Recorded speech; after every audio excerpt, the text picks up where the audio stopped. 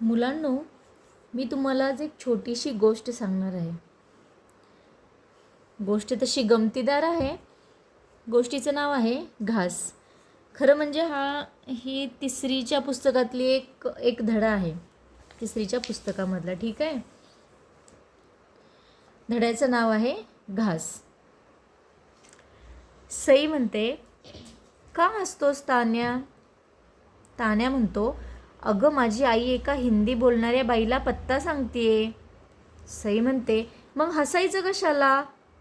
तान्या म्हणतो, ती म्हणते पहिले उजवीकडे वळो मग डावीकडे वळो. शिवा म्हणतो, हिंदी मराठी शब्दामुळे अशीच एक गंमत झाली. ऐका जरा या कथेमध्ये. आता मी तुम्हाला ही कथा सांगते. राधा बसमध्ये बसली होती.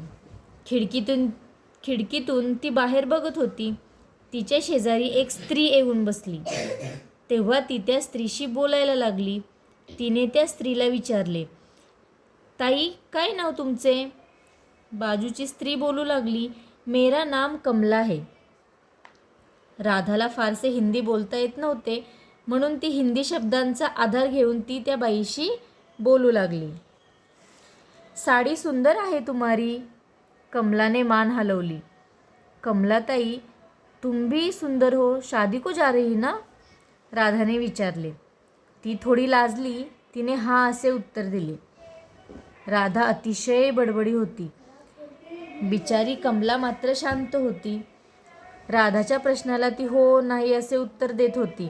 राधा तिला मराठी माणसाकडे लग्न कसे होते ते समजावून सांगू लागली. आमच्याकडे लग्नात घास भरवतो नवरा नवरीला आणि नवरी नवऱ्याला घास खाऊ घालतात. राधाला गोड पदार्थ भरवताना किंवा खाऊ घालतात असे सांगायचे होते. पण कमला मात्र घास म्हणजे हिंदीतला घास समजली. हिंदीतला घास म्हणजे गवत. तिला बिचारीला मराठी येत नव्हते.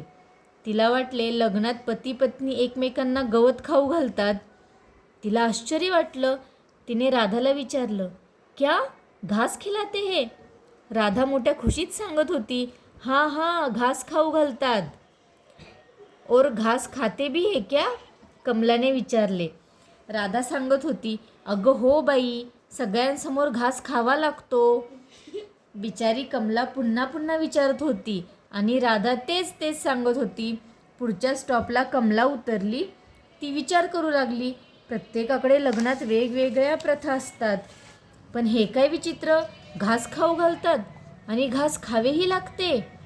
घास या मराठी व हिंदी शब्दाच्या वेगवेगळ्या अर्थाने अशी गंमत झाली. समजली मुलांना तुम्हाला ही गोष्ट? गमतीदार होती ना?